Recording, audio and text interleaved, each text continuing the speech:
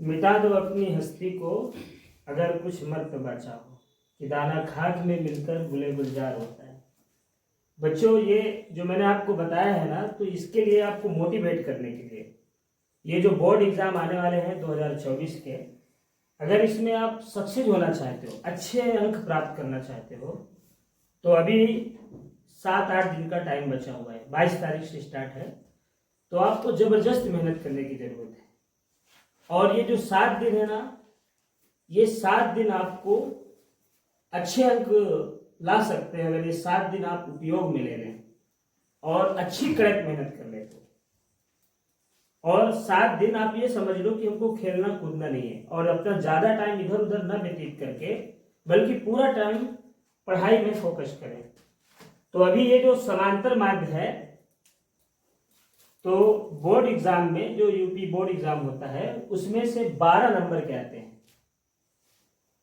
एक एक नंबर के 2 क्वेश्चन आते हैं और 2-2 नंबर के 2 क्वेश्चन आते हैं, तो कितने हो गए 6। और 6 नंबर का 1 क्वेश्चन आता है।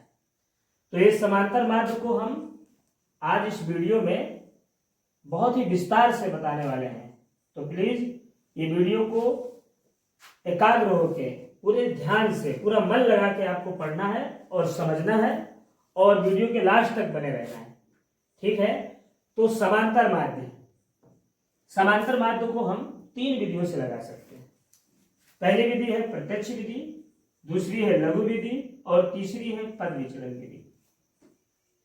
तो सबसे पहले हम ये प्रत्यक्ष विधि को लगाएंगे। तो इससे पहले हम प्रत्यक्ष विधि का जो सूत्र है उसके बारे में समझेंगे। प्रत्यक्ष विधि का सूत्र समांतर माध्य को हम x बड़ी लाइन से प्रदर्शित करते हैं और इसका सूत्र होता है सिग्मा f1 x1 बटे सिग्मा f1। तो हमें समझना होगा कि ये सिग्मा का क्या मतलब है। सिग्मा का मतलब है योग और f1 का मतलब क्या है, बारंबारता। x1 का मतलब है मध्यमान।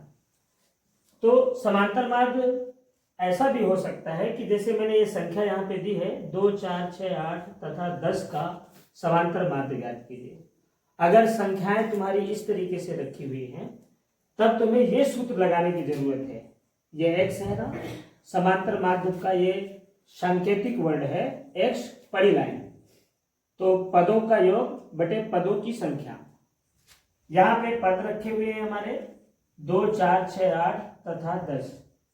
2, 4, 6, 8 तथा 10 इनका योग बटे पदों की संख्या। पद कितने हैं, 1, 2, 3, 4, 5 पद है। तो अब हम इनको सबको जोड़ देंगे।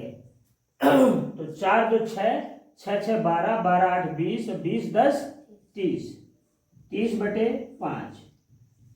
5 का भाग 30 में दे देंगे तो 5 का नम 5, 5 6 का 30, यानी कि जो समांतर माध्य है वो 6 है।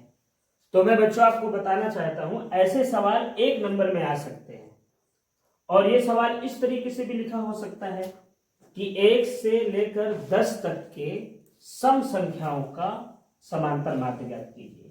तो 1 से 10 तक सम संख्याओं का, तो 1 के बाद सम संख्या है 2, फिर 4, 6, 8। सवाल ऐसे भी हो सकता है कि 1 से लेकर 10 तक की विषम संख्याओं का समांतर माध्य ज्ञात कीजिए। तब आपको 2, 4, 6 है ना, तो आपको 1, 3, 5, 7, 9 ये संख्याएं रखना पड़ेगा और फिर संख्याओं का जो पदों का ये वो है अंक है 1, 2, 3, 4, 5, उससे भाग दे देंगे हम, तो उत्तर आ जाएगा। और दूसरी तरीके से अगर संख्याएं हमारी वर्ग अंतराल में रखी हुई है, जैसे कि मैंने यहाँ पे सारणी बनाई है 0 से 2, 2 से 4 और फिर नीचे बारंबारता, तब हम ये सूत्र लगाएंगे समांतर माध्य बराबर सिग्मा f1 x1 बटे सिग्मा f1। मैं पहले ही बता चुका हूं कि समांतर माध्य को 3 विधि से लगाया जाता है। तो ये पहली प्रत्यक्ष विधि का सूत्र है, तो हम इसके बारे में डिटेल से पढ़ेंगे, ठीक है। तो पहले हम ये मिटा देते हैं और फिर से हम यहाँ पे एक सारणी बनाते हैं। यहाँ है वर्ग अंतराल और यहाँ पे है बारंबारता। वर्ग अंतराल में है 0 से 2, 2 से 4, 4 से 6 और 6 से 8, 8 से 10, 3, 1, 5, 4, 7। ये हमारी सारणी है। अगर सारणी इस तरीके से है तो आप इसको ऐसे बनाएंगे, बिल्कुल चिंता करने की बात नहीं है। पहले यहाँ पे वर्ग अंतराल की सारणी, वर्ग अंतराल में 0 से 2, 2 से 4, 4 से 6 और 6 से 8, 8 से 10। यहाँ एक कॉलम में आएगा तुम्हारा बारंबारता, तो ये रखा हुआ है 3, 1, 5, 4, 7। तो मैं बता चुका हूं इसमें समांतर माध्य का जो सूत्र है, सिग्मा का मतलब है योग और F1 का मतलब क्या है, बारंबारता। तो इस बारंबारता को हम F1 लिख सकते हैं। क्या लिख सकते हैं, F1। और ये जो x1 है, तो यहां पे हमें x1 निकालना पड़ेगा। x1 का मतलब है मध्यमान, और हम इसको x1 से प्रदर्शित करते हैं। तो मध्यमान हम कैसे निकालते हैं, ये जो वर्ग अंतराल है इन दोनों को जोड़ के आधा कर देते हैं। तो 0 को 2 से जोड़ेंगे तो 2 आएगा, और 2 का आधा कितना होगा, 1। फिर 2 और 4 को जोड़ देंगे, 6, 6 का आधा 3, 4 6 10, 10 का आधा 5, 8 6 14, 14 का आधा 7, 8 और 10 18, 18 का आधा 9। वैसे भी यहाँ 1 आया, यहाँ 3 आया, कितने का अंतर है, 2 का। तो उसी अंतर से 3, 3 के बाद 5, 5 के बाद 7, 7 के बाद 9। तो ये क्या है, x1 है। सूत्र के अकॉर्डिंग ये क्या कह रहा है, F1 x1। F1 x1 के बीच में गुणा का संबंध है, क्योंकि जब दो कंसोनेंट के बीच में कोई संख्या नहीं होती तो क्या होती है, गुणा होता है।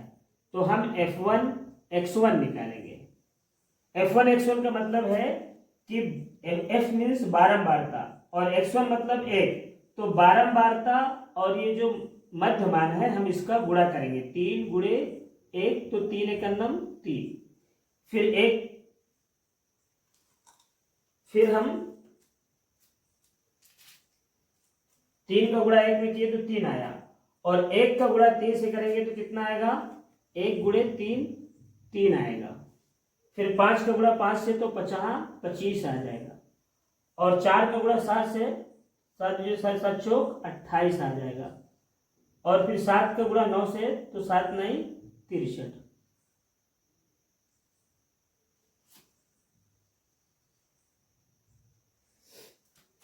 समांतर माध्य बराबर क्या होता है, सिग्मा F1 x1। तो हमारे पास F1 x1 हो गया।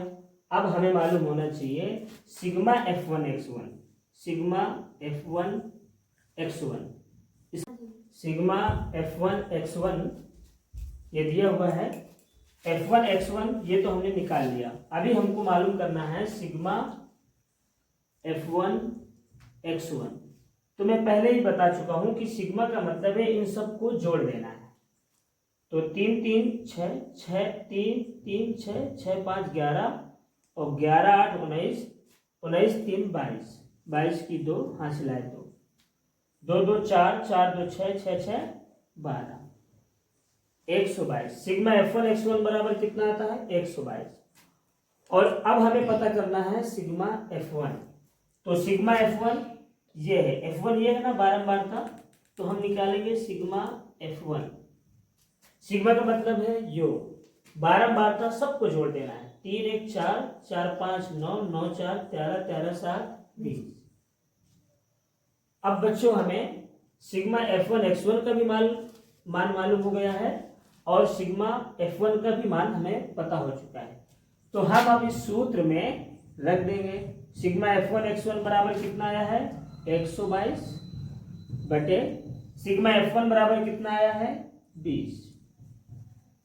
इसमें हम 20 का भाग 122 में देंगे तो एक अंक है, इसको अगर हम हटाते हैं यहाँ पे तो यहाँ पे एक अंक के बाद दशमलव लग जाएगा। कितना हो गया 12.2।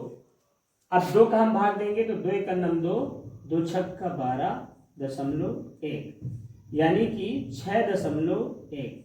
समांतर माध्य बराबर कितना आ गया 6.1। तो ये है आपकी समांतर माध्य प्रत्यक्ष विधि से निकालने का तरीका सूत्र। और मैं अगली वीडियो में लघु विधि पद विचलन विधि इन दोनों विधियों से वीडियो बनाऊंगा। तो